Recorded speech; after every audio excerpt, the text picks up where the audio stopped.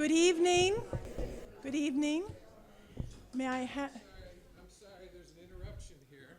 What? Stand aside, please. Oh, my... Could the committee come up here?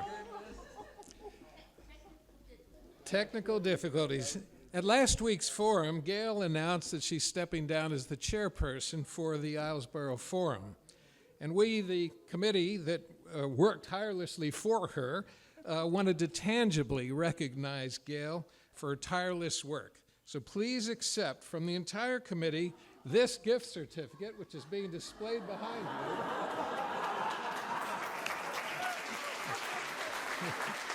you. And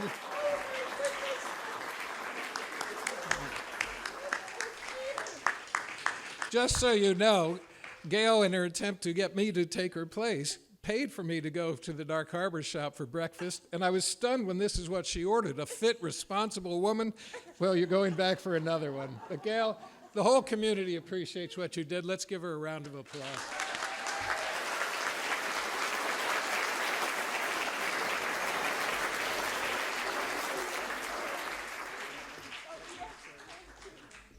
Well, I can't wait for my breakfast. Oh. Well, I might be thrown off my balance here by that unexpected interruption. I was about to welcome you, and the first thing I should ask is for you to be sure that your phones are turned off, please, so they don't interrupt our program.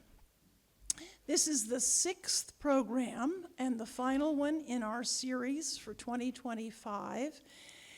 And I don't need to name all of the wonderful and very intelligent, insightful, innovative, resourceful, visionary committee members I have, because you've just seen them in the flesh. They've been a wonderful group to work with, and we already have some fantastic prospects for next year, so stay tuned for those. Meanwhile, I'll just say that we're a nonprofit, and we do have some modest expenses for a little bit of travel and for our wonderful technical producer, Jeff Glotzel, who's in the back. So if you feel inclined, we'd be very willing to accept a contribution in that wooden bowl that's over there as you go out. Or you can send a check to the address that's given on the website. And while I mentioned the website, I believe that all of our first 5 programs have been uploaded. We recorded them, so you're welcome to look for them there. And now let me get on with tonight's program, which has been brought to us by Sheila Baltzell. She's part of the multi-generational Elkins family, and I'll just say that she and her parents have been responsible for 30%, well, 33 1/3% of this year's programs. Her parents sponsored Dr. Mann last week, who was a wonderful contributor as well. So we're very grateful. There's a race between the Claflins and the Elkins Baltzells as to how many speakers they are going to bring to us. But stay tuned. I know you've got some fantastic things ahead with the vision of Bruce and his energy. He said over breakfast, "Gail, I was planning just to become a bum and shed all of my responsibilities, but somehow the Heartstopper brought him around, so I recommend it as something that might convince someone you're trying to convince to take over some responsibility." So I'd like to get back to Sheila. Sheila and our speaker, Kate Zernike, were high school classmates, and they've known each other for those many years. And I think we have some other classmates from the same high school who are in the audience tonight, so a critical mass of those. And Sheila, in her own right, is a wonderfully talented media and graphics person. She's had a couple of careers, but you've seen her beautiful work in the Islesboro cookbook that we have. She did the layout for that beautifully, and contributes in so many ways to the island life. So I'm very proud to turn the microphone and podium over to Sheila to do a more detailed introduction of our speaker.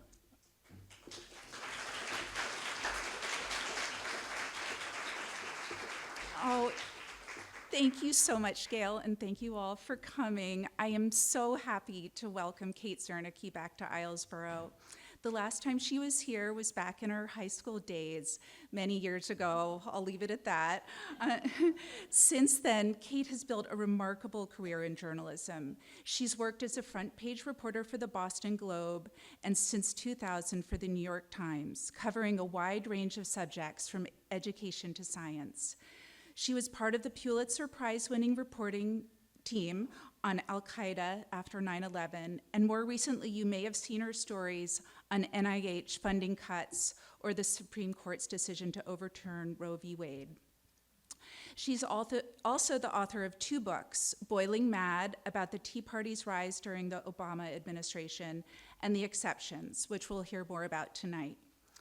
Kate lives in Montclair, New Jersey with her husband and their 2 sons, and we're so grateful that she's made the trip back to Islesboro to speak at the forum tonight.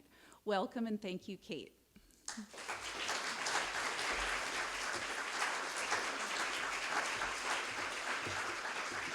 Hello, and thank you so much for having me back and for those lovely introductions, Sheila. And also, whoever arranged the gift for Gail, I was a little worried when they told me there was a brief AV that it was going to be a picture of me and Sheila in high school, and so I'm glad that it was not that. And I do hope you enjoy the breakfast.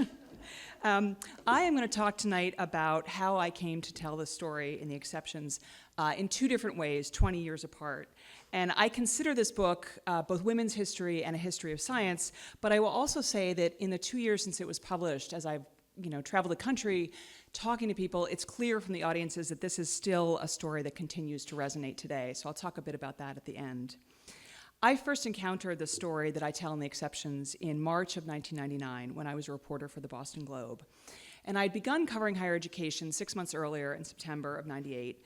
And when I did, my father, who was a physicist, had suggested that I might want to do a story about the work that a physicist, a woman named Millie Dresselhaus at MIT, was doing to get more women into science. And I completely ignored him. I was like, I thought it sounded like the dullest story. I was like, I cannot imagine a single active verb in that story.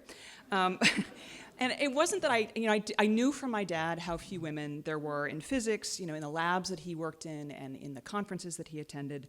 But I think I was inclined, and I'm a little embarrassed to say this now, I think I was inclined to think that the problem was only physics. And because, it was 1999, right? We were on the cusp of a new millennium. It was 3 decades after coeducation. For 2 decades at this point, women had made up more than half of all the undergraduates on American college campuses. And my understanding, and this is a really big part of it, my understanding of the struggles for women had really been shaped by the experience of my mother, who had graduated from college in 1954 and desperately wanted to go to law school. But she didn't go because her father, who was a banker in Toronto, consulted all of his lawyer friends, and they all said 2 to 1, well, I wouldn't hire a woman. And my mother, recognizing this to be true, thought she would go to business school instead. But she went to one of the very few programs specifically for women, which was the Harvard-Radcliffe program in business administration. Harvard Business School at the time did not allow women, so instead the professors, as she tells it, would walk across the bridge from Alston to Cambridge and essentially teach the same classes to the girls, as they were known. And because it was so rare to educate women in this way, for women for business, there was a front page story that year, in the Wall Street Journal in 1956 about this program. That was the year my mother started. And the story described the surprise of America's corporate leaders at how competent these women were. The only complaint they had was that the women married too soon. So as one official at a major Chicago bank said, they're too good looking and there are too many men at the bank. So my mother did get married. She quit her job and had 3 children. But she had been able to go to law school in the mid-'70s when her youngest child, was 7 and she was 45 years old. And from that experience, I thought, well, the doors are open. belatedly for her, but certainly for me. So I was 30 years old in 1999, and I had a career that I loved. I had a mentor who was incredibly supportive, and I thought there was no problem that hard work could not solve. So in March of 1999, an editor passed along a tip to me that there was something going on with women and discrimination at MIT. And largely because my father had planted this seed a few months earlier, I called the name of the woman that I'd been given, of the woman named Nancy Hopkins, who was a geneticist at MIT. And I suspected at the time that the story was going to be some sort of he said, she said about, well, there's discrimination, no, maybe it would be a lawsuit, and that there would be ultimately, it would end in kind of a stalemate, as I said, a he said, she said stalemate. But when I called Nancy, she said that in fact, the president of MIT was going to acknowledge that MIT had discriminated against the women on its faculty. And this really did strike me as a story. It's sort of what's known in journalism as a man bites dog story. It's not what you expect. The president was making this admission because the women on the science faculty had come together and produced a report that quantified all the ways in which women were disadvantaged compared to men at MIT. This included smaller salaries, fewer grants, less lab space. And what struck me also about the story was that the women had really leaned into their instincts as scientists to do this story. They'd started with a question and they gathered the data to prove their case. So I went to visit Nancy in her lab, and I asked her, as I typically do when I begin a story, how did this all start? And she said, well, she was one of the earliest researchers in this country to do research on zebrafish, and she had been doing this research, and she needed more space for her fish tanks in her lab, and she couldn't get more space even though she knew the men had more space than she did. And so I, being a reporter and a skeptic, I was like, well, how did you know you had less space than the men? And she said, well, I measured. And I was like, you measured? And she goes, with a tape measure? Like as if it was the most obvious thing in the world. So, and Nancy, at this point, she presented to me, I think she was wearing a suit at the time and a silk scarf and a brooch, and she had a slight English accent, which came from her English grandmother. She'd gone to Spence in New York City as a girl, where they taught the girls to curtsy every morning in case they should be presented someday before the Queen of England. But indeed, this very elegant woman in her mid-50s at the time had gotten down on her hands and knees and taken a tape measure and measured every inch of lab space, every inch of office space in that building, and discovered that, in fact, she did have less space even than men without tenure. Now, among reporters, there's a thing when we hear a detail that's really great, people go, oh, there's your lead. So the tape measure became the lead of my story. But what also grabbed my attention was the way that women described the discrimination. As they said in their report, it did not look like what they thought discrimination looked like. They, like me, had spent most of their careers thinking that discrimination had to be overt. You had to be denied a seat in a school or a job opportunity because you were a woman, and in fact, probably someone had to tell you that that was the reason you had been denied. But instead, what they described was what happened after women were let in the door, all the subtle ways they were made to feel unwelcome, as they described it, tolerated but not welcomed. This was women not getting credit for their discoveries or their ideas, not being included on grants or projects or on panels at scientific meetings, or in big decisions about a department, often because those decisions happened or those meetings were planned among a group of friends who all just happened to be men. But cumulatively, it made it really hard for women to advance to the same levels as men.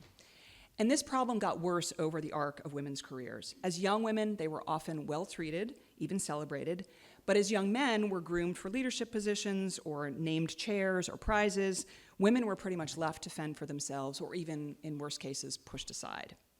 The women referred to this as marginalization or 21st century discrimination.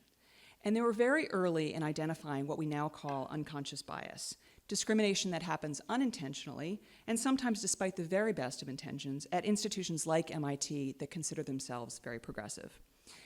But as fascinating as all this was to me, when I wrote this story, I thought, well, it's just interesting to me because I have this father who's a scientist and this mother who had this experience.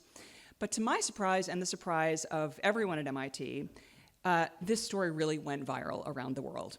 It ran on the front page of the Boston Globe on March 21st, 1999, a Sunday. The next morning, the dean of the School of Science arrived at his office at MIT and discovered a camera crew from the CBS Evening News waiting outside his door.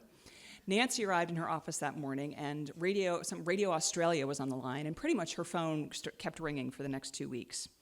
The New York Times put the story on its front page the following Tuesday, and suddenly all the key players at MIT were flooded from emails from women around the country and around the world saying, "This is my story, and I thought I was the only one who felt this way." Nancy's tape measure became a symbol of all the unfairness that they had sensed but really had no way to quantify or explain before this. The president of MIT, Chuck Vest, became a leader in efforts to diversify university science faculties. The National Science Foundation modeled its programs for women on the MIT study. Nancy was invited to the White House for Equal Pay Day, and her tape measure went in the MIT Museum.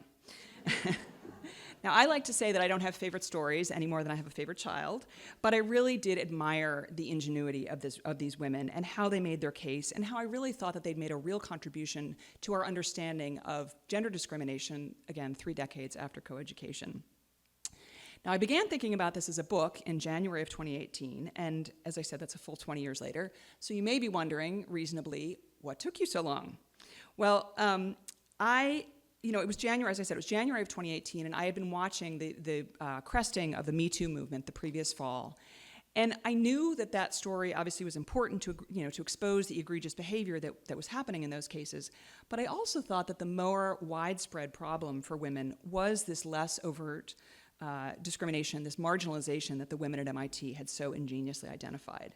What they talked about as 21st century discrimination was more pervasive and more stubborn than some of the Me Too cases because it was less obvious.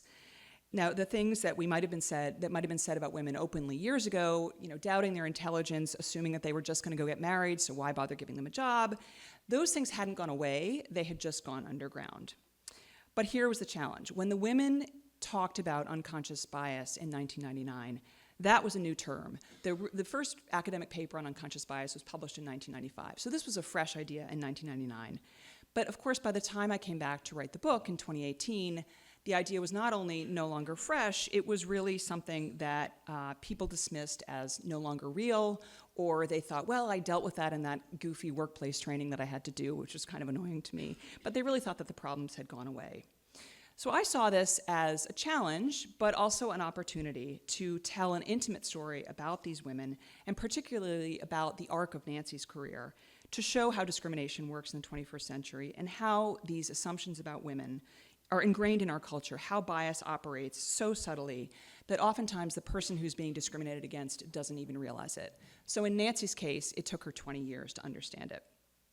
And I spent a lot of time when I first started reporting the book asking, well, is science worse than other fields, and why would science be worse than other fields? And I came to quickly see that yes, indeed, I think there are reasons and ways in which science is worse. But Nancy's story almost uncannily overlapped with a critical period in women's history. So I came to understand that I was writing not just about women in science, but really about women. So Nancy's story in the book, and I love telling this story, I hope you'll enjoy it. Nancy's story in the book starts in 1963. It is the year that Betty Friedan's Feminine Mystique has become a bestseller. It's the year of that President Kennedy's Commission on the Status of Women has also produced a national bestseller. States across the country are beginning to do their own commissions on the status of women. President Kennedy signs the Equal Pay Act based on this report that year. Nancy Hopkins is a 19-year-old junior at Radcliffe, again, the girls' wing of Harvard, and she's searching, as so many college students do, for meaning and purpose and what she's going to do with her life. Because it's 1963, she's expected to get married and have kids. Women, on average, at that time had 3 children, and the last of their children by the time they were 30. But Nancy also wants to do something really important with her life. The president of Radcliffe at this time was a woman named Polly Bunting. She was the first president of Radcliffe to have a PhD. And she had been talking everywhere from Cambridge to the front page, to the front cover of Time magazine about the culture of unexpectation for young women. And this was a culture that taught highly educated, intelligent women that their best and only use was in the home raising children. Polly Bunting wanted women to have children. She really wanted them to have families. She had 4 children of her own. But she also wanted them to have careers. And she encourages these women under her charge at Radcliffe to find their awfully interesting thing and engage their intellect there. On the practical matter of how you should have kids and also have a career, she's a little more vague, but Nancy has absorbed this message.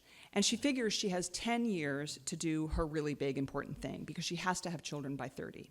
And she has 1 year now to figure out what that big important thing will be because there's a year until graduation. She has a steady boyfriend, and she knows that if she doesn't figure out what she's going to do in that next year, she will just slide too easily into marriage and the life in the suburbs and the dog and the 2 kids, 3 kids. But then she attends a 1-hour biology lecture taught by James Watson 4 months after he and Francis Crick have been awarded the Nobel Prize for decoding the structure of DNA. This has set off a revolution in modern genetics, and in 1 hour, Nancy falls in love with the potential of DNA. She sees it as the answer to all the questions that have consumed her since she was a girl. Why her mother got cancer, why people behave the way they do, why human beings would commit the atrocities that she's been hearing about on the radio since the end of World War II. Now, she's not a particularly bold young woman, but she summons the courage she does have to go to Watson after class and ask if she can work in his lab. And he readily agrees. And within a few months, he quickly anoints her a scientist and makes her his protege. In the next 10 years, Nancy goes on to do some of the earliest experiments in gene expression. By 1971, she has a husband and a PhD in biology, both from Harvard. And in all this time, she has not seen a single woman with children, or really a single woman, any one woman running a lab. So she thinks it's just not possible to run a lab or to be a scientist and also to have children. So she has job offers from Harvard Medical School and MIT, but facing down the age of 30, she decides she has to drop out of science and have kids. Then, very quickly and unexpectedly, her husband leaves her. He has been struggling to finish his book, the book he's been writing to try to earn tenure as an English professor at Harvard. He's watching her get job offers and feels competitive and like a failure compared to her. So after this divorce, Nancy, decides that she will not marry ever again. She will not have children. She will become what she later calls a nun of science. Now, she's the beneficiary of two historical developments at the time. One is that new discoveries have opened up the possibility of understanding viruses as the basic cause of cancer. So President Nixon has started funding the war on cancer. And the second is that the federal government is pressing universities to hire more women, saying it will take away funding if they don't. Very different from times now, right?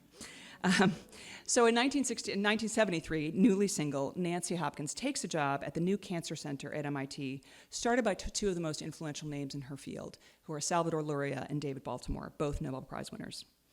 And she knows that she is what we would later dismiss as an affirmative action baby, but she doesn't care because she thinks she is incredibly well qualified. In fact, she's been perfectly trained for this role. And she also believes that science is a meritocracy. So all she has to do is work really hard, do good experiments, and who knows, maybe she, like Jim Watson, can win a Nobel Prize by the time she's 24 years old. She thinks that the only thing that can stop women in science is having children. And as I like to say, the next 20 years is her schooling. She really discovers that there's no such thing as a pure meritocracy. Now, Nancy, like the other women I met at MIT, really didn't set out to be an activist. And in fact, they really all simply wanted to do their science. And Nancy in particular was not anything resembling a feminist at the time when she started.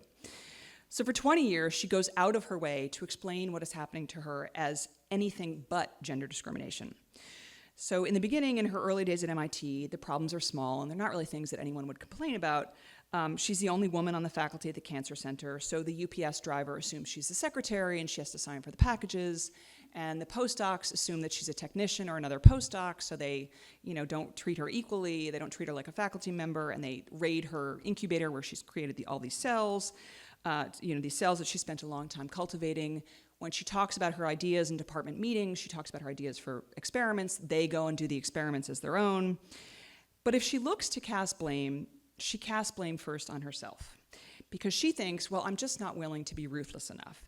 I'm too much the Upper East Side private school girl. I learned how to curtsy, but I didn't learn how to throw an elbow. Then she decides, so the lab at MIT is on the 5th floor of this new cancer center. And the 5th floor is renowned at MIT for being particularly competitive. The line around MIT is the lights never went out on the 5th floor. So Nancy thinks maybe the problem is just this intensely competitive 5th floor. So she just decides to move to the 3rd floor, even though that means she's going to have to run upstairs 2 floors to use all the equipment because there's no equipment on the 3rd floor. Then, after a bit of time there, she has a visit from a scientist from the NIH, a man she's never met before, and he comes to her to apologize because he knows that there's a man at Harvard Medical School who's been traveling the country giving talks that take credit for Nancy's big discovery, which was the discovery, in fact, that got her tenure. So she decides, it turns out it's not the 5th floor after all. Maybe the problem is cancer research, and it's just too competitive. So she changes fields, which is highly unusual for a scientist in his or her 30s and risky at that time. She moves into developmental biology, which has the advantage of being a field that at that time was really led by women.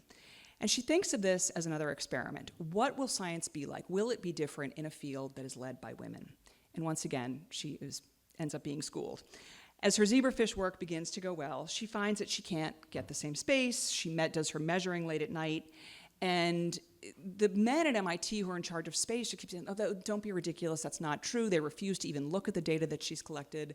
And while she's trying to deal with the space problem, just as it looks like she might get it fixed, she discovers that she's also underpaid relative to men. And there's also a new challenge, which proves to be her breaking point. She has been asked to develop a new introductory biology class, and this is a new introductory biology course.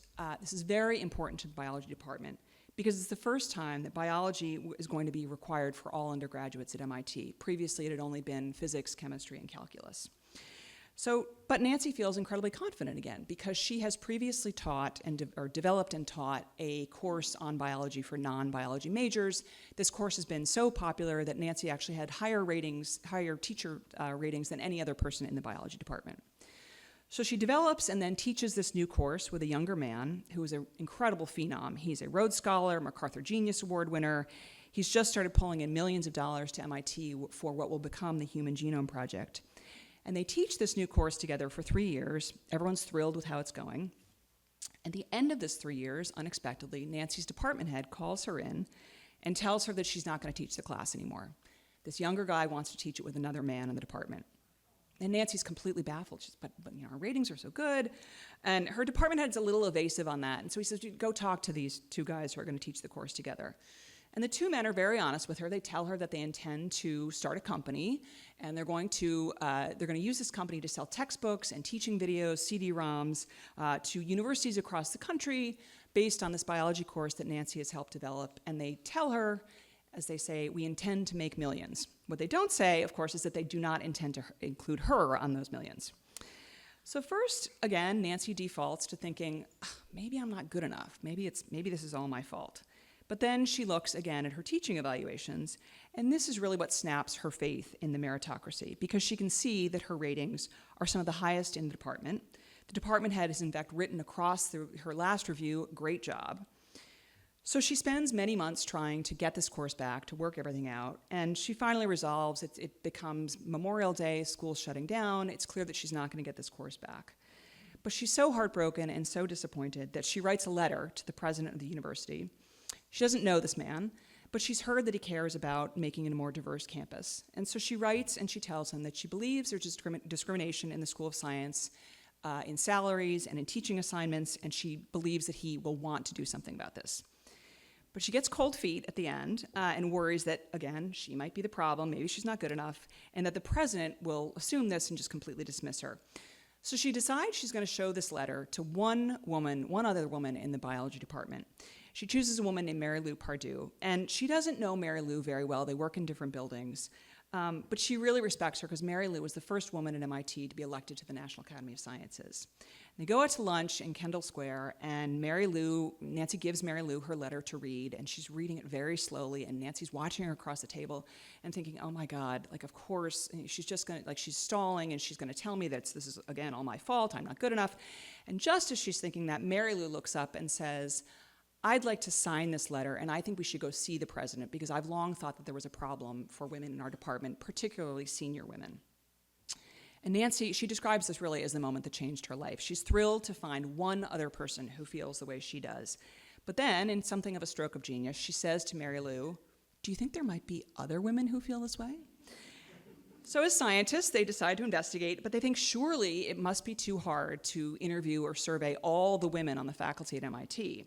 So they decide that they're going to go back to the School of Science and just start with the science department. So they go back, they they talk to a third biologist, and they have no idea who the women in the School of Science are. They pull down the course catalog from the shelf, and they go through and they begin writing down the names of the women. And that's when they discover, and again, this is 1994, that in the School of Science at MIT, there are 197 tenured men and 15 tenured women. Again, 1994, there's not a single woman of color in that list. So they pull in 2 more women who have cross appointments from the School of Engineering, and they head out to survey all these women. And they go office to office, and they just start out by saying, well, Nancy had this problem, and what's it like for you? And within about a week, All but one of these 17 women have signed a letter asking not the president, but the dean of the School of Science to establish a committee that would look into this question of whether there is discrimination against women. Now, I should put a pin in that 17th woman, because that woman, when this was all said and done, that woman who was a little uncertain that there was discrimination at MIT, she ended up being the most underpaid or least well-paid of all of these women. She was unwilling to sign the letter. They send this letter to the dean of the School of Science, they schedule a meeting with him, and they're very worried because they're sure that these women who sent this letter, they've surely created upset with the administration, and the administration has contacted the lawyers, and they're going to be in trouble. But when they show up to the dean's office, in fact, he has no idea why they're there. He hasn't even read their letter. But then there's 6 of these women, and they sit around the table in his conference room, and they begin to tell him their stories. And the dean, who's a physicist named Bob Bergeneau, describes the next few moments as the kind of rare epiphany that accompanies his most important scientific discoveries. He had known each of these 6 women individually and really had a sense of what their stories were. And he said to me when I was doing the book, had any of these women come to me individually, I would have said, he would have explained it as, a one-off, right, as the exception. Oh, that's a circumstance. That woman didn't get that grant. That woman's got a personality conflict with this guy. It's an issue in the department. It's a personality conflict. It's the exception, not the rule. But as he's sitting around this table, hearing these women's stories, hearing them talk about their experiences at MIT, he sees the pattern and he realizes we have a problem. So they form this committee, which takes 4 years, because the men in the School of Science are initially very skeptical of this whole effort. They think they're scheming on the part of women, and this must be a problem. In true academic fashion, there has to be a committee to form the committee. They collect the data, and there's some reluctance to turn over data about salaries and space, but finally they get it. And ultimately, they produce the report that I end up talking to Nancy about, and this story, as I said, goes viral. Now, there had been other similar reports on other campuses over the years, at Johns Hopkins, at Harvard, elsewhere. This one really, those had been sort of relegated to a shelf somewhere. This one really took off. And I think there were a couple of reasons that it did. One was that it was MIT, MIT did have standing. But as I said, Hopkins, Harvard also have standing, so you'd wonder why not there. I think it was also because these women could not be dismissed as affirmative action hires or complainers. They had all been doing science at the very highest levels for many years. Of those 16 women, 11 of them either were or have gone on to be members of the National Academy of Sciences. 4 either had been or went on to be awarded the National Medal of Science. It also resonated because the president of MIT recognized and acknowledged the problem. And his statement was very brief. It was only 2 paragraphs at the top of the report, but it was quoted in every account of this story because it was so powerful. And here's what he said. I have always believed that contemporary gender discrimination within universities is part reality and part perception. True, but I now understand that reality is by far the greater part of the balance. So after this report comes out, universities across the country, led by MIT, really made a concerted effort to get more women on their faculties and to keep them there. MIT, for instance, there had been no daycare. They created daycare. No woman had ever taken maternity leave. Suddenly, men had taken maternity leave to start companies, but women had never done it. The stigma went away. MIT put women in the administration for the first time. They were even on the highest governing body at MIT and oversaw every promotion and tenure case and the yearly salary equity reviews. Now, at this point, you may know that MIT is pretty essentially run by women. There's a female president, a female chancellor, a female provost. The School of Engineering, which has historically been very male, there are 8 departments. 4 of them are led by women. Last year it was 5, but one of those women went on to become the chancellor. But what you hear at other universities, and these reports are still being produced, is that women at senior faculty levels are still leaving because they don't feel valued on campuses or respected. When you talk to female PhD students, they will tell you, and they've produced reports showing this, the attrition rate among female PhD students is higher than it is for men. In 2018, the National Academies of Science, Engineering, and Medicine produced a report about sexual harassment in the academy and found that 50% of all faculty members female faculty members had said that they experienced some form of it. But the biggest problem was not the egregious cases that we heard about in the Me Too movement, but this kind of marginalization that the women at MIT had talked about. So comments that were, either explicit or implied about women not being intelligent enough to do science. I think the issue that I've heard as I've talked about this for women, to women over the last 2 years since the book came out, it can really be summed up by one story in the book, which I think when I was writing the book, I didn't even appreciate the power of this story, but I think it has resonated. So it's in 1980, which is the year actually that the percentage of women on American college campuses began to overtake the percentage of men.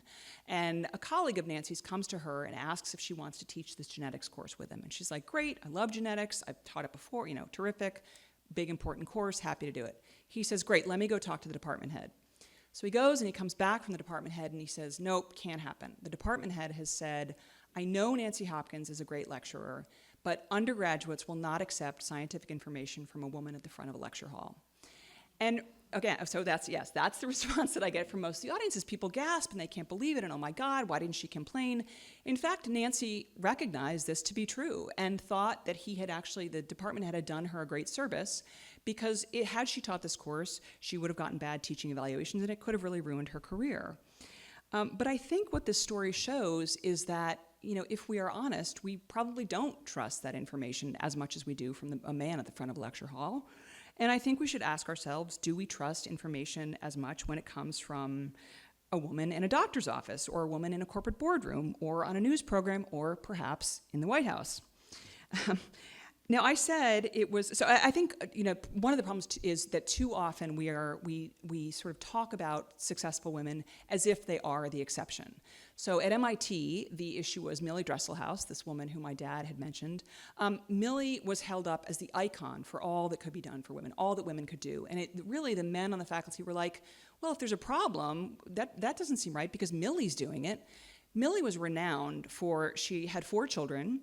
She'd taken a total of 5 days maternity leave because one child arrived when she was in her postdoc at Cornell. 2 arrived on weekends and 1 arrived on a snow day. She also had amazing childcare. She had a husband who was willing to put aside his career to help hers. So this was not the norm for women. Now, I said, I wanted to tell this story, and I thought I could tell it through Nancy's story, but as I said, it was hard to talk about unconscious bias in 2018 when I began. Now, at this point, as I'm still talking about it, it's become almost impossible to talk about it, in some cases forbidden to talk about it. Certainly, we've seen that diversity programs are being canceled. The NIH has canceled any grants that allow for diversity. There's been executive orders from the Oval Office saying that no programs for diversity will be funded. I think there are many reasons that we find ourselves in this position on DEI, and I think there are people who are more qualified than I am to diagnose why that is definitively.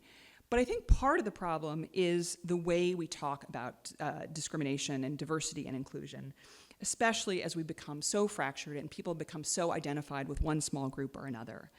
So people tend to talk about discrimination, the subject, as if there were sort of one piece of pie that everyone's aiming for. And if you give one group a little more pie, another group is inevitably going to lose out. We talk about, we're helping girls, no, now we have to help boys. We don't talk enough about what can we do in schools to make them more effective for everyone. And I think science is a great example of why diversity matters.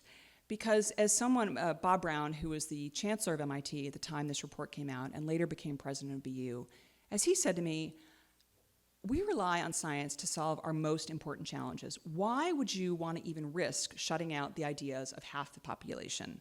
Why would you not want to include a greater diversity of ideas? But I think, I think I'm a reporter, and so I'm a reporter and a writer, so I really believe in language. And I think also part of the problem is that we talk too much, that DEI has become such a devalued term. And I think maybe instead of talking about DEI, which is, as I said, now forbidden in many circles, we have to talk about becoming more curious about other people. One of the reasons that these women succeeded is that these women at MIT succeeded, is that they approached this inquiry with that spirit of curiosity rather than blame.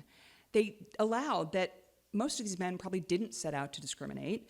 Everyone was really acting in the roles that the culture had assigned to them, and they had to change that culture. And it really starts with that question that the women asked as they went from office to office talking to one another, what's it like for you? It was very moving to me to hear these women talk about how they did this, how they built their case. But in many ways, what was more moving to me in writing the book and in audiences since then, as the book has come out, was to hear how men had changed their minds. So the data was important, the tape measure that I fell in love with, but really what was important was the stories. Those were the stories really changed people's minds. And I think that's why this story was incredibly powerful. I find it an incredibly hopeful story. As I said, it offers not only an opportunity to talk about how discrimination works now, but also to define really a path forward for us. I love telling the story. I hope that you've enjoyed hearing a bit about it and that you might explore the book a bit further. And in that spirit of curiosity, I would love to take your questions. So thank you very much for having me.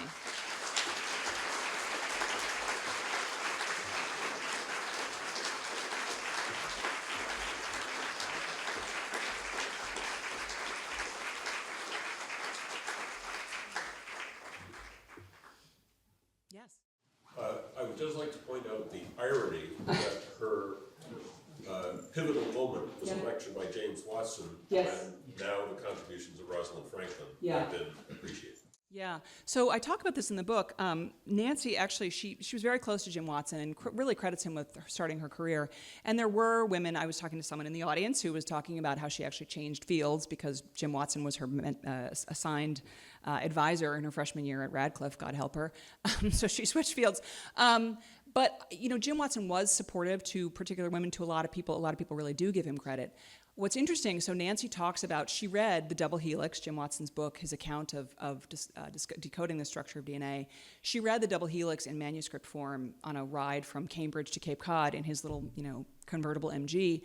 And she read the passages about Rosalind Franklin. She had never heard of Rosalind Franklin, right? So the interesting thing, I don't know if this is an irony or not, but is that Rosalind Franklin's her contribution really hadn't been recognized. And it was, in fact, the double helix where Jim Watson kind of copped the whole thing and said, I took that photograph. That was what informed everybody about Rosalind Franklin.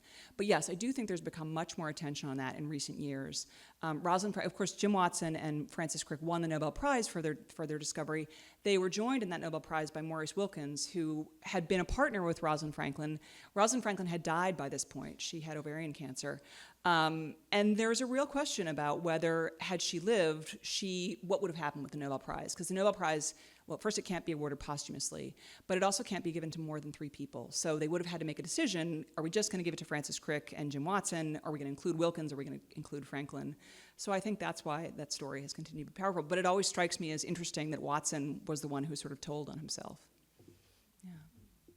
Yeah. I kind of hesitate to ask this because it's such a huge question. Yeah. But I'm sitting here wondering, what is the problem? Is it underlying sex discrimination, gender discrimination in our culture, which of course we all know exists? Mm-hmm. But here we are in science where the facts are the basis of everything you do and every experiment you make. Right. What is it about our society or science in particular that continues to repress women the way it does and discriminate against them in so many ways? Yeah. I mean, I should first say, of course, there has been remarkable progress since the MIT report, and we see more progress each year, although there's certainly some backsliding. I think one of the things that we assume about science is that, as Nancy did, that it was a pure meritocracy, that it was all about your numbers, all about your data. But of course, merit is something that's conferred, right? So merit is not an equation like gravity where you can work it out by X, Y, and Z. Somebody has to say, oh, that's the best experiment I've seen. Somebody has to say, oh, that's going to win the Nobel Prize. So again, if you have these assumptions about women, those are going to color those decisions about merit. So I think that's part of it. But as I said, when I told the story about Nancy teaching this class in genetics, I really do think that there is a fundamental issue of trusting women. So just to sort of segue a bit into my coverage for the Times, when I was writing about abortion, there's a pollster who I find her work really interesting, and she has the statistic that 49% of Americans will say that there are many irresponsible women who will decide to have an abortion in the last weeks of pregnancy. Now, the reality is of those numbers, there aren't a lot of abortions in those last weeks, but the idea that women cannot be trusted to make these decisions in a responsible way, I think that is what's underlying a lot of this, is just sort of, to be, I guess, generous or forgiving, I think you could also say that people need to be reminded of how many women have served successfully. And as I said, there is still there is still a tendency to sort of assume that the women who have succeeded are the exceptions, that we're not really sure we can trust the next one, and we got to be a little careful about her. So that would be my assumption. I'm sorry, I was supposed to repeat the questions. Is everyone hearing the questions pretty well? Okay, thank you. Yeah, anyone else? Yeah. Can you comment on why more women aren't going into STEM in the first place? I would actually say one of the most interesting things about the MIT report that these women produced was there was a graphic that looked at the percentage of women in each department in the School of Science by level. So undergraduate, graduate, postdoc, junior faculty. In two departments, chemistry and biology, the percentage of women way outweighed the percentage of men. So I don't think it is true that women are not going into STEM. I think what's happening is that as I said, the attrition rate tends to be higher. And it's for some of the reasons that I talked about.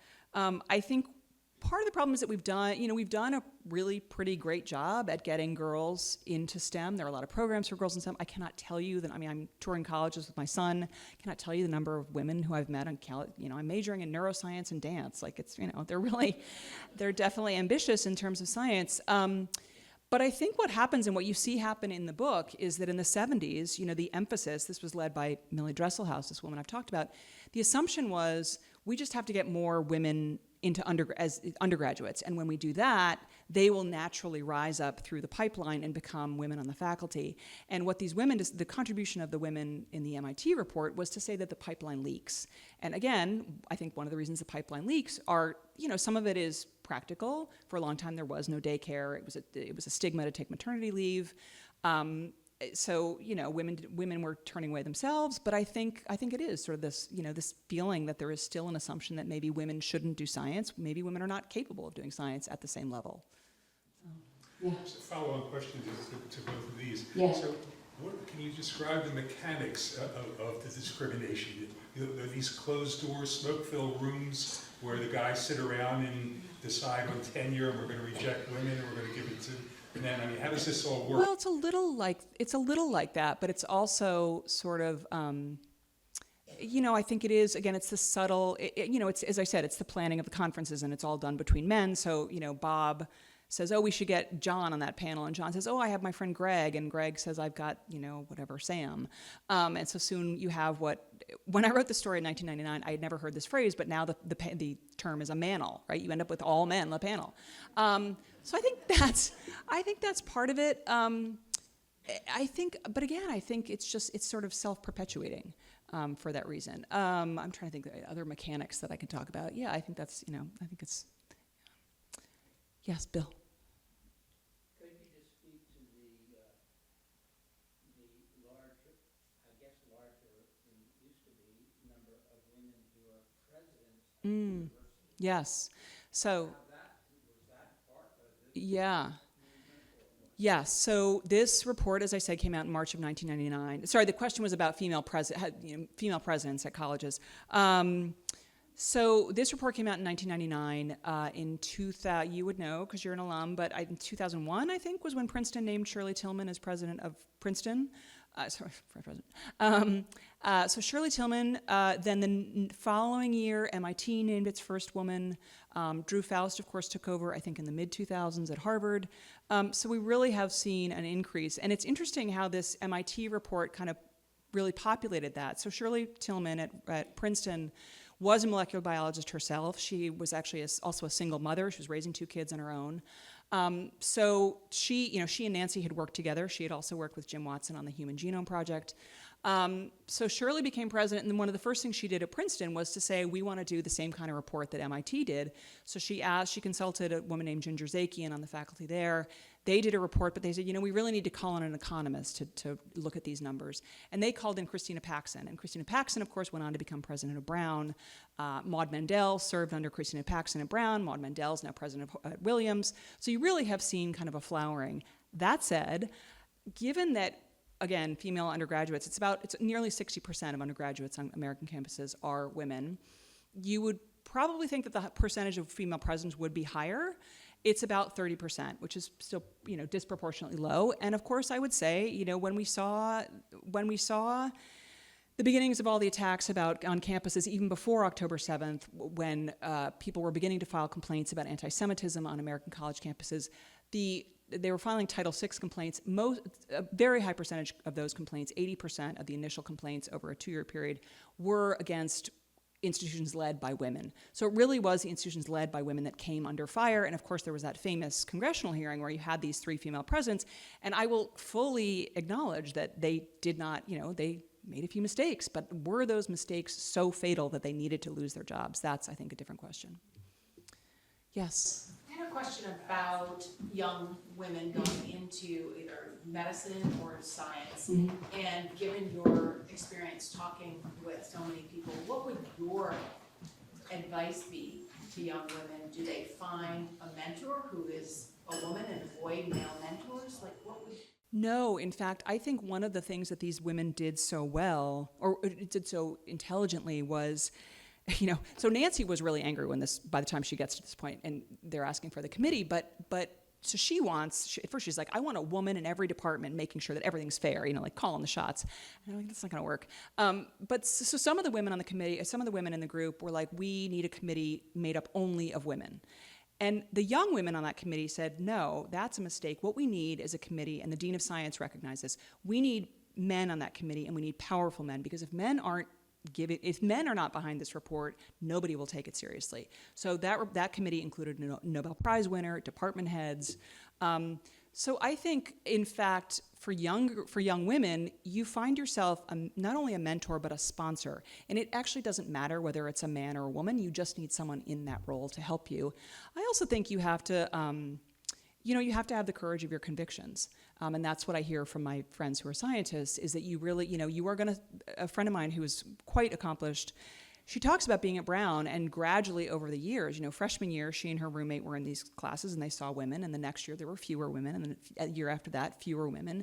And so you really have to get it out. There are going to be challenges that are unique to you. So, yeah.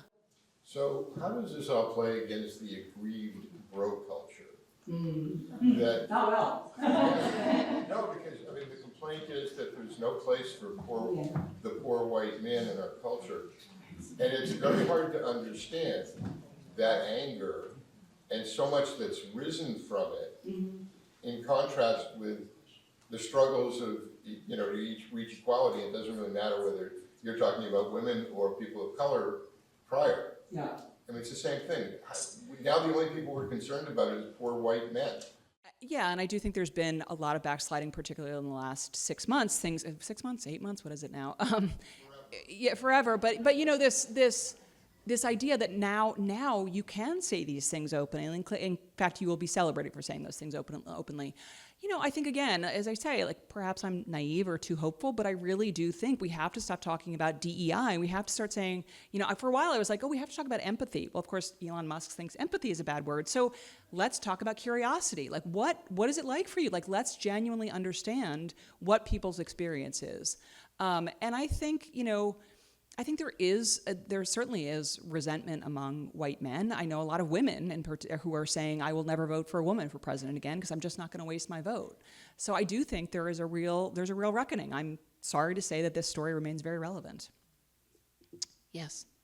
So it's my impression, but I don't know, if this plays out to a lesser extent in the UK and Europe, and I'm wondering if that is the case, what is it that we can learn from them in terms of how they've dealt with this problem in Europe, you say?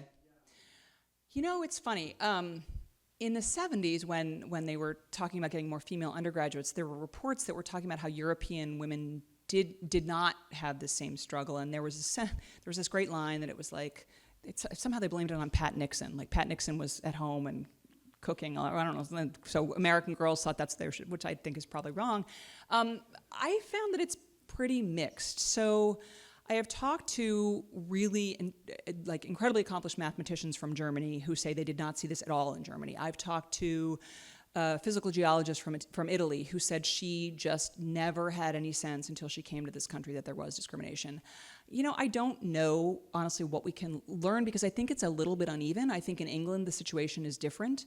And certainly Nancy Hopkins, who's still alive, she gets calls from people all the time who are doing these kind of reports, not only in this country, but in Europe as well, who are finding the same issues. So I'm not sure that it's not sure that we really have that I could say Europe has cracked the code on this. So, what's that, China? I don't know, because it's so sealed off. Yes. So much of what you're talking about are actually structural features Yeah. of higher education and the U.S. Culture and Western culture.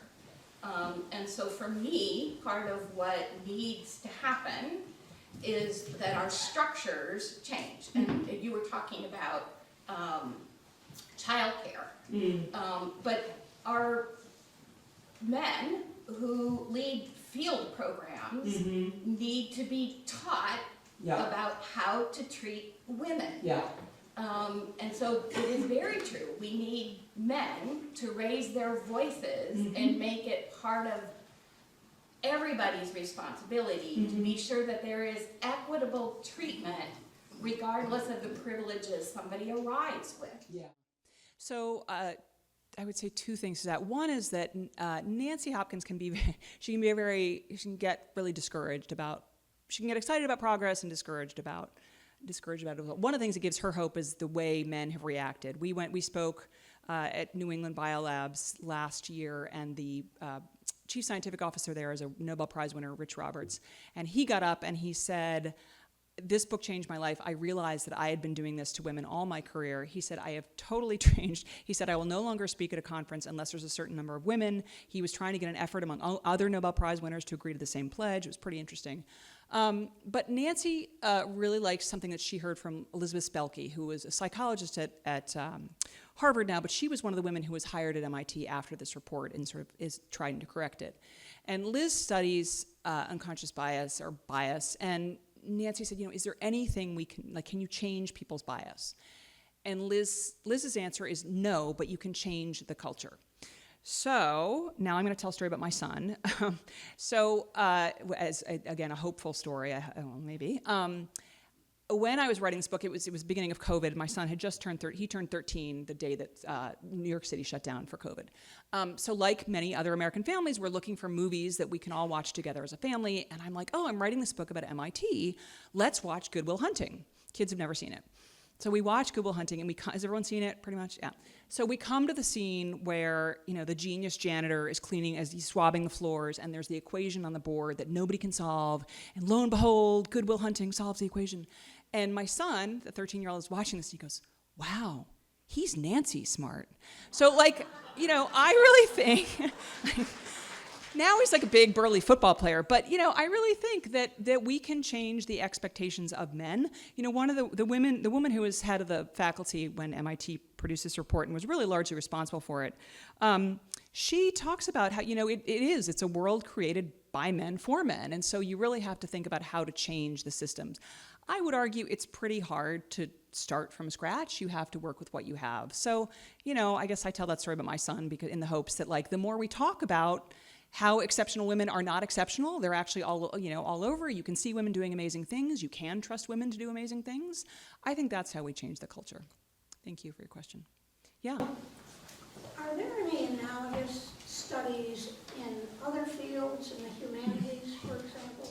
Yeah, the question is, are there studies in other fields? And as I said, certainly other campuses had done these studies before and have done them since. I spoke at Brown a couple of years ago, and they had done a study, partly because they had done a study on the status of women, and that looked at departments across the board.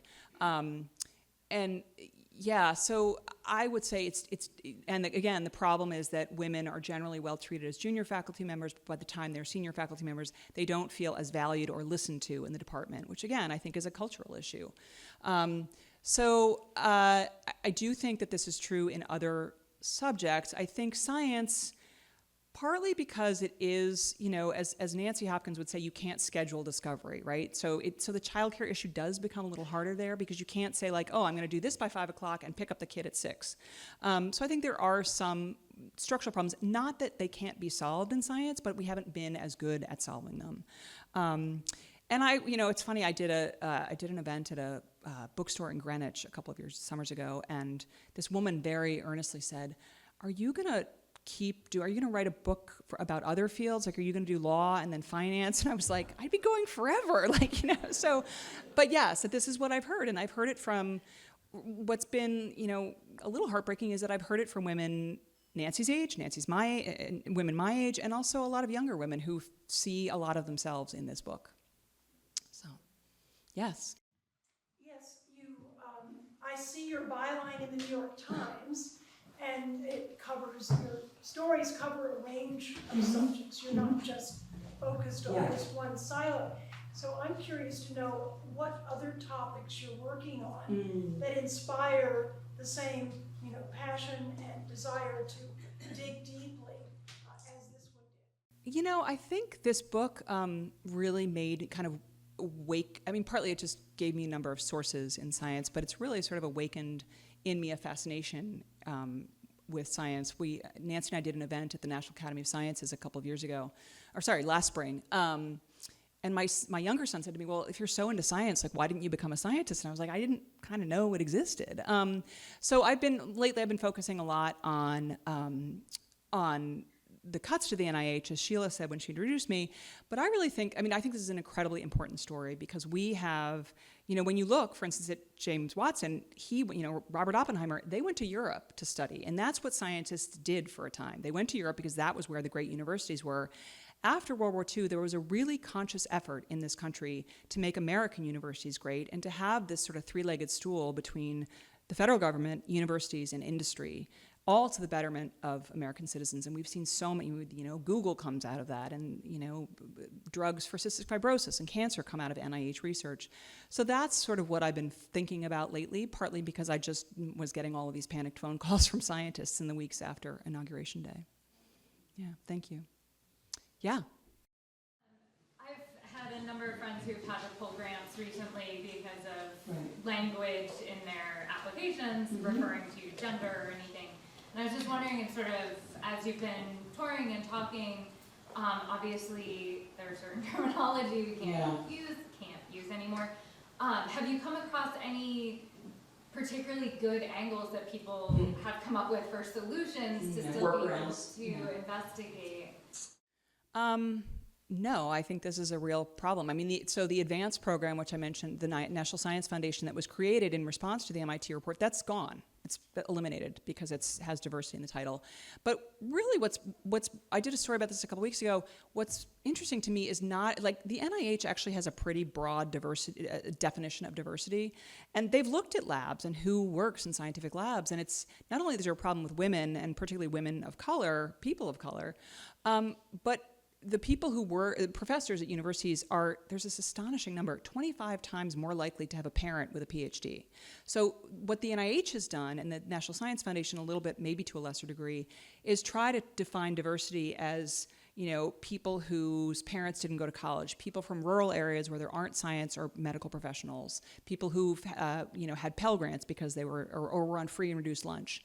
What's I think unfortunate and an unintended consequence by the administration is that those programs too have been cut. Because if you think about it, the administration is criticizing universities for being too elite. Well, these programs were trying to make universities less elite. They were trying to diversify student faculties in other ways, not just gender and race.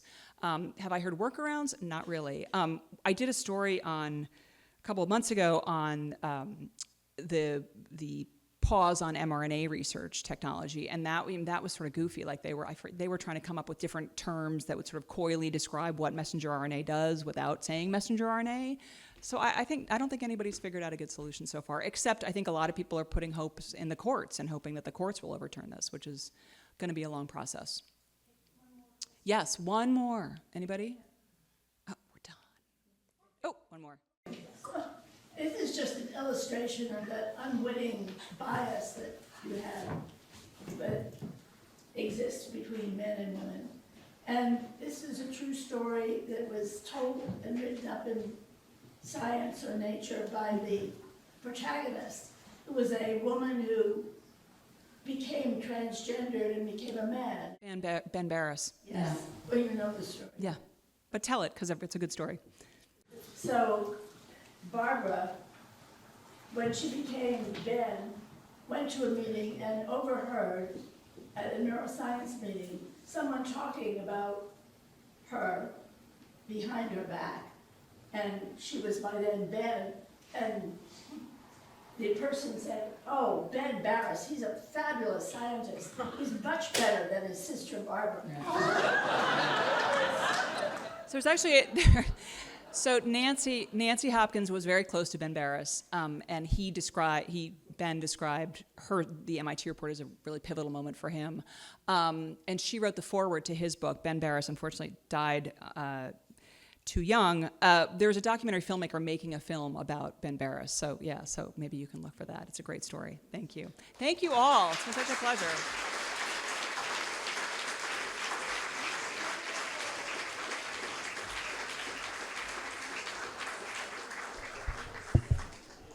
Kate, that was splendid, and I hope that you pursue the area of research that you mentioned interested you, which is the damage to our medical and scientific research infrastructure and people that is occurring with the cuts in science funding that the institutions and people are now experiencing. So please, go for that.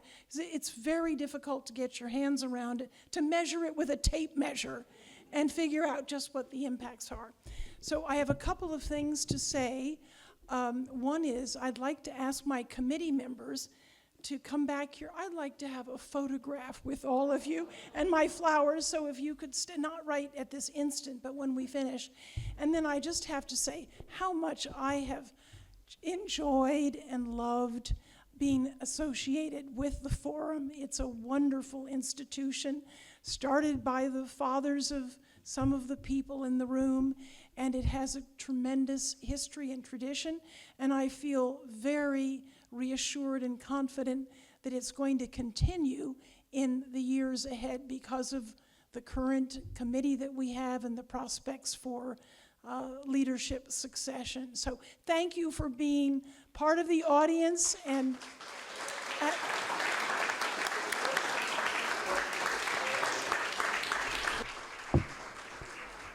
have a good rest of your summer. Night.